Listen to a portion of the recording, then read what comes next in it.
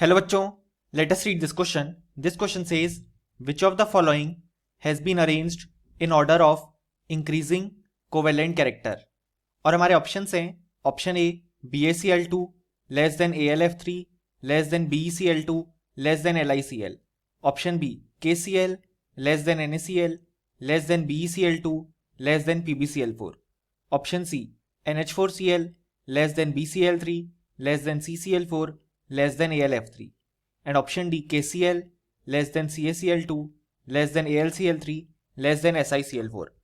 सो इस क्वेश्चन में हमें कुछ ऑर्डर्स गिवन है और हमसे पूछा गया है कि इनमें से किस ऑर्डर में इंक्रीजिंग कोवेलेंट कैरेक्टर शो किया गया है. सो इस क्वेश्चन को सॉल्व करने के लिए हमें जो की कॉन्सेप्ट रिक्वायर्ड है वो है फजान्स रूल. सो यहाँ पे फजान्स रूल हमें कहता है कि जितना स्मॉलर कैटायन होगा और जितना लार्ज एनायन होगा उस आयोनिक कंपाउंड में उतना ज़्यादा पोलराइजेशन होगा, यानी कि उस कंपाउंड में उतना ज़्यादा नेगेटिव इलेक्ट्रॉन क्लाउड डिस्टॉर्ट होगा बाय दी कैटायन और उतना ही ज़्यादा उस आयोनिक कंपाउंड में कोवेलेंट कैरेक्टर होगा, यानी कि जितना ज़्यादा कोवेलेंट कैरेक्टर होगा उसमें उतना ही कम उसमें आयोनिक कैरेक्टर होगा. यानी कि बेसिकली जितना हमारे पास स्मॉलर कैटायन होगा और जितना लार्जर एनायन होगा उतना ही ज़्यादा पोलराइजेशन होगा, उतना ही ज़्यादा कोवेलेंट कैरेक्टर होगा और उतना ही कम आयोनिक कैरेक्टर होगा. अब हम हमारे ऑप्शंस चेक करते हैं. सो हमारे ऑप्शन ए में जो कंपाउंड्स गिवन है वो हैं BaCl2, AlF3, देन BeCl2 और LiCl. सो यहाँ पे सबसे पहले अगर हम देखें तो हमारे पास तीन केसेस में जो एनायन है वो सेम है, जो कि है Cl-, Cl- और Cl-, और एक केस में हमारे पास एनायन है F-. अब हम जानते हैं कि जो हमारे पास साइज होगी F- की वो कम होगी as compare to size of Cl-, क्योंकि हम जानते हैं फ्लोरीन और क्लोरीन एक ही ग्रुप में लाया करते हैं. अब जब हम डाउन द ग्रुप मूव करते हैं तो नंबर ऑफ शेल्स इंक्रीज होते हैं, इसी कारण से एटॉमिक साइज इंक्रीज होता है और इसी कारण से हम बोल सकते हैं कि जो आयोनिक साइज है वो भी इंक्रीज होगा. सो Cl- का साइज जो है वो सबसे ज़्यादा होगा एज कंपेयर टू F-.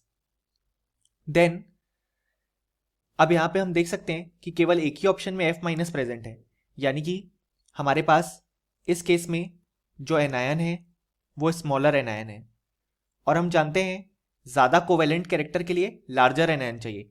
यानी कि हम एक चीज़ सबसे पहले लिख सकते हैं कि इन चारों में सबसे कम कोवेलेंट कैरेक्टर होगा AlF3 के लिए, क्योंकि इसका जो एनायन है वो बाकी के कंपैरिजन में स्मॉलर है और इसलिए हम जानते भी हैं कि जो हमारे पास AlF3 है वो एक प्रेडोमिनेंटली आयोनिक कंपाउंड की तरह एक्ट करता है. अब हम कंपैरिजन करेंगे बाकी तीनों में. सो बाकी तीनों में एनायन सेम है और कैटायन है, एक तरफ Ba2+, एक तरफ है Be2+, और एक तरफ है Li+. अब हम जानते हैं कि यहाँ पे लिथियम आएगा हमारे पास ग्रुप 1 में, बेरिलियम आएगा ग्रुप 2 में, और जब हम ग्रुप 2 में नीचे जाएंगे तो हमें बेरियम देखने को मिलेगा. अब हम जानते हैं जब हम लेफ्ट टू राइट मूव करते हैं तो हमारे पास जो साइज है वो डिक्रीज होती है, क्योंकि Z इफेक्टिव डिक्रीज होता है. सो इसी कारण से जो एटॉमिक साइज है वो भी डिक्रीज होगी. यानी कि अगर हम साइज का ऑर्डर लिखें तो हमारे पास सबसे ज़्यादा हो जाएगा Ba, क्योंकि वो सबसे नीचे प्रेजेंट है और उसमें नंबर ऑफ शेल्स ज़्यादा हैं, इसी कारण से उसकी आयन की साइज लिथियम और बेरिलियम से ज़्यादा होगी. सो सबसे ज़्यादा साइज हो जाएगी Ba2+ की. देन हमारे पास उससे कम साइज हो जाएगी Li+ की, एंड देन सबसे कम साइज हो जाएगी Be2+ की. देन अगर हम यहाँ पे देखें तो ये हमारे पास आ गया साइज ऑफ कैटायन का ऑर्डर। अब यहाँ पे हम जानते हैं कि ज़्यादा कोवेलेंट कैरेक्टर के लिए हमें स्मॉलर कैटायन चाहिए, यानी कि सबसे ज़्यादा कोवेलेंट कैरेक्टर आ जाएगा BCl2 में, क्योंकि उसका जो कैटायन है वो सबसे छोटा है।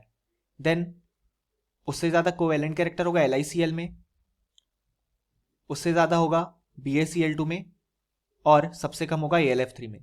तो ये हमारे पास करेक्ट ऑर्डर आ जाएगा फॉर द कोवेलेंट कैरेक्टर। अब अगर हम चेक करें तो हमारे ऑप्शन ए में ये ऑर्डर नहीं गिवन है, सो ऑप्शन ए इनकरेक्ट हो जाएगा। अब अगर हम हमारा ऑप्शन बी देखें तो उस केस में हमारे पास जो एनायन है वो सब में सेम है। अब अगर हम साइज ऑफ कैटायन देखें तो एक तरफ है K+, एक तरफ है Na+, एक तरफ है Pb4+, एंड लास्ट में Be2+। सो यहाँ पे अगर हम साइज ऑफ कैटायन देखें तो वो K+ की सबसे ज़्यादा होगी, then Na+, then Pb4+, and then last में Be2+। सो ये है हमारे पास साइज ऑफ कैटायन का ऑर्डर फॉर दिस स्पीशीज। अब यहाँ पे हम जानते हैं जिसका सबसे छोटा साइज होगा उसमें सबसे ज़्यादा कोवेलेंट कैरेक्टर होंगे, यानी कि सबसे ज़्यादा कोवेलेंट कैरेक्टर होगा Be2+ में। सो यहाँ पे हमारा ऑप्शन बी जो है वो इनकरेक्ट हो जाएगा, क्योंकि यहाँ तक तो सही था, लेकिन इसके बाद PbCl4 आना चाहिए एंड देन फर्स्ट में BeCl2। अब अगर हम हमारा ऑप्शन सी देखें तो उसमें हमारे पास हम देख सकते हैं कि जो एनायन है वो 3 केस में सेम है, NH4Cl वाले में, BCl3 वाले में और CCl4 वाले में, लेकिन AlF3 के केस में एनायन चेंज हो गया। सो हम देख सकते हैं सबसे कम कोवेलेंट कैरेक्टर आ जाएगा AlF3 में, क्योंकि इसका एनायन F-, बाकी एनायन जो कि है Cl- सब में उससे छोटा है। सो लास्ट में तो ये आ जाएगा। देन अब अगर हम कंपेयर करें तो हमारे पास यहाँ पे NH4+ कैटायन फॉर्म होगा, यहाँ पे B3+ और यहाँ पे C4+। सो यहाँ पे हम जानते हैं कि जब हम इन अ पीरियड मूव करते हैं तो हमारे पास जो साइज है वो डिक्रीज करती है, यानी कि जो C4+ है उसकी साइज छोटी होगी as compare to B3+, and B3+ की साइज छोटी होगी as compare to ammonium cation. अब हमें लग सकता है यहाँ पे नाइट्रोजन प्रेजेंट है, तो लेफ्ट टू राइट मूव करने पे तो साइज डिक्रीज होती है, तो साइज इसकी छोटी होनी चाहिए, लेकिन यहाँ पे नाइट्रोजन के साथ 4 हाइड्रोजन भी प्रेजेंट है, इसलिए जो साइज ऑर्डर है वो होगा सबसे कम C4+ के लिए, देन उससे कम B3+ के लिए और उससे कम NH4+ के लिए। सो हमारे पास जो कोवेलेंट कैरेक्टर का ऑर्डर आ जाएगा वो आ जाएगा कि सबसे ज़्यादा होंगे CCl4 में, क्योंकि उसका कैटायन सबसे छोटा है, देन BCl3 में, देन NH4Cl में, और सबसे कम AlF3 में, क्योंकि यहाँ पे एनायन F- प्रेजेंट है। सो अगर हम देखें तो हमारे पास ऑप्शन सी भी इनकरेक्ट हो जाएगा, क्योंकि ये हमारे डिजायर्ड ऑर्डर से मैच नहीं करता है। अब अगर हम यहाँ पे देखें हमारा ऑप्शन डी, तो यहाँ पे हर जगह जो एनायन है वो सेम है। अब अगर हम देखें कैटायन फॉर्म होगा Al3+, Si4+, यहाँ पे K+ और Ca2+।